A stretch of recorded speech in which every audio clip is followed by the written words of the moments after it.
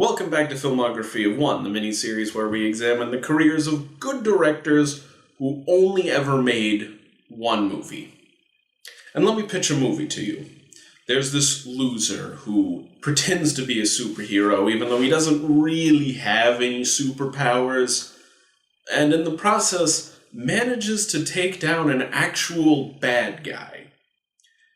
If you're like me, your mind goes to 2010 when we somehow got two movies with that plot. Super and Kick-Ass, from directors James Gunn and Matthew Vaughn respectively, had weirdly similar plots from weirdly similar directors. Both have worked on Marvel movies, both are known for their comic book adaptations, and both have a very unique style. But neither of them was actually the first to direct a movie with that plot. Credit for that goes to a man with only one film to his name, Kinka Usher, the director of Mystery Men. Mystery Men is a bizarre movie, to say the least. It's based on a pretty obscure comic and came out in the late 90s when obscure comics didn't really make it to the big screen. And unlike Carnival of Souls, this was a legit Hollywood picture. It starred Ben Stiller, Hank Azaria, and William H. Macy. Those would be big names to score for your first film now, but in 1999 that was practically an A-list cast. Chances are you've never seen Mystery Men, but you've probably seen this. I'd say there's potential. Somebody once told me the world is gonna roll me. That's right, the song Shrek would cause to become a meme so many years later was actually written for this movie. In fact, the music video uses scenes from the movie. So let's talk about the man we're actually here for, Kinka Usher. Here is his Wikipedia page. Wow, 2 fucking sentences. They don't even know when he was born, and his birthplace is just France. I know more about this guy than Wikipedia, and I'm not even fully confident I'm pronouncing his name right. It might be Usher. I'm calling him Usher, though. Oh, and the picture that comes up when you Google Kinka Usher? Yeah, that's not Kinka Usher. That's Peter Rogers, father of infamous school shooter Elliot Rodger. Get your shit together, Google. Okay, so according to what is apparently the only interview we have with Usher, his mother was a dance instructor and his father was a graphic designer. He was born in France but moved around a lot and was mostly raised in Italy. He began working briefly as a cameraman for several Hollywood pictures but found his calling making commercials. Here's one he made for Burger King.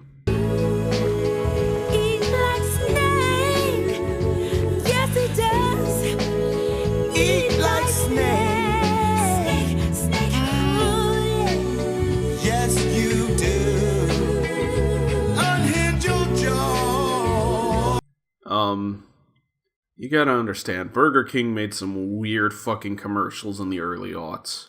Here's a more normal one for Visa checking card.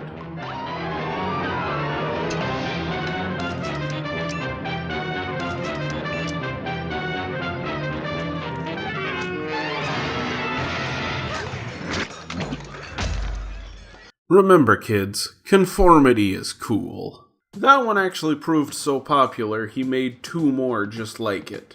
Then, in 1999, he got a chance to work on a legit movie. Along with Stiller, Macy, and Azaria, the film starred Kel Mitchell from Kenan and Kel, and Janeane Garofalo. What's Janeane Garofalo up to? We definitely needed more Janeane Garofalo. And a supporting cast filled with Paul Reubens, Greg Kinnear, Geoffrey Rush, Eddie Izzard, and Tom Waits. Yes, that Tom Waits. And this short list of cameos. Praz Michael, the guy who sang Ghetto Superstar, Ricky Jay, a popular magician, a pre-High School Musical Corbin Bleu, Michael Bay, appropriately playing a frat guy, The Goody Mob, a late 90s rap group you've probably never heard of, I know I hadn't, but which featured among their lineup CeeLo Green, Mark Mothersbaugh from Devo, Dane Cook at his most inescapable, Doug Jones, and Kinka Usher himself. I think this might be him in the All-Star video. Don't hold me to that, though. That's the short list. I swear this has more arbitrary celebrity appearances than a Muppets movie. The movie, as I mentioned, follows a team of not very good superheroes, including the Blue Raja, who can throw silverware really well, the Shoveler, who digs really well, and Furious, who claims he's an unstoppable when he's really angry, but is kinda just a loser, who team up with the Invisible Boy, who can turn invisible when no one is looking, and the Bowler, whose father's soul inhabits a bowling ball she uses to fight people. And lastly, the Spleen. Pull my fingers. Don't do it. Oh, dear God.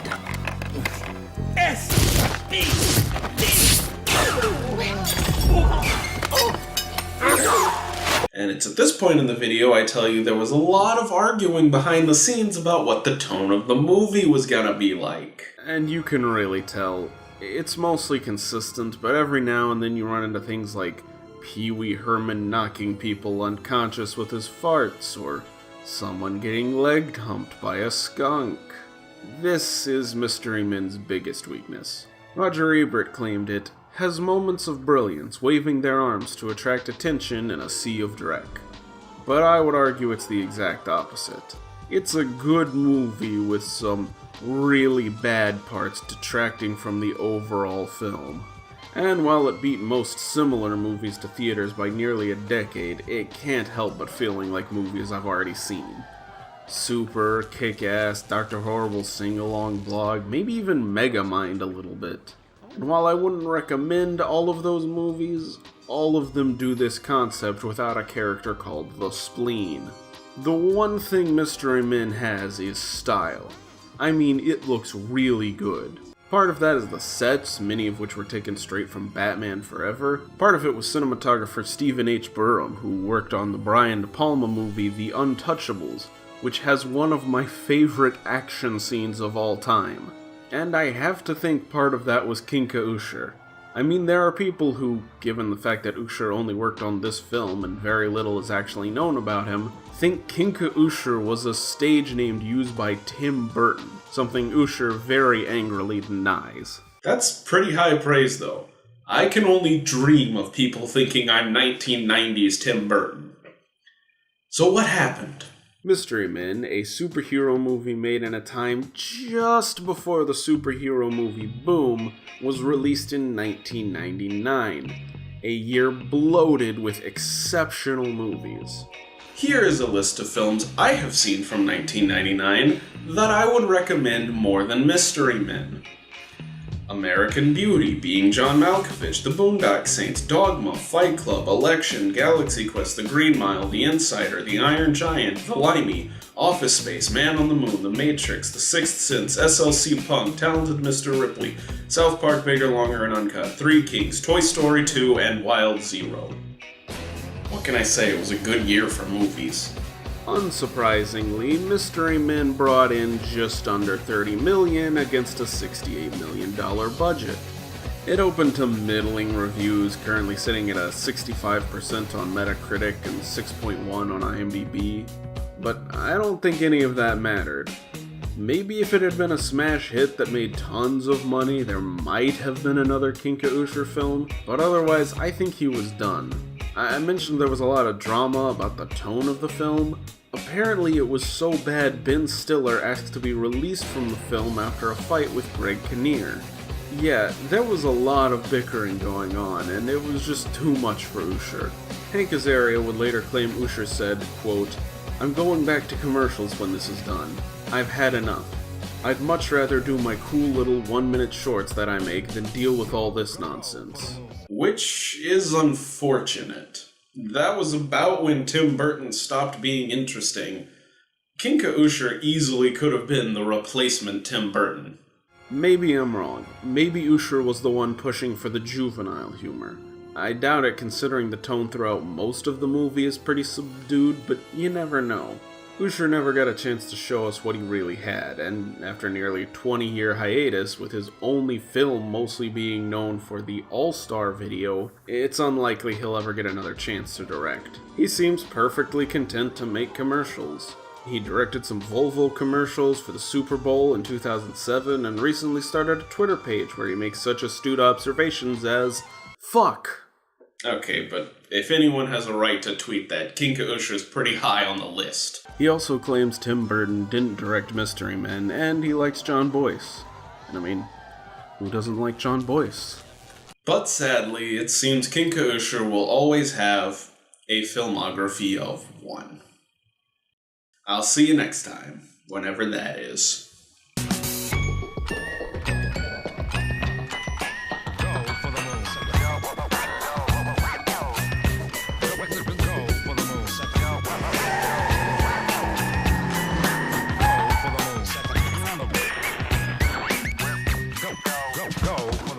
Unrelated side thing that I couldn't find a place for in the video.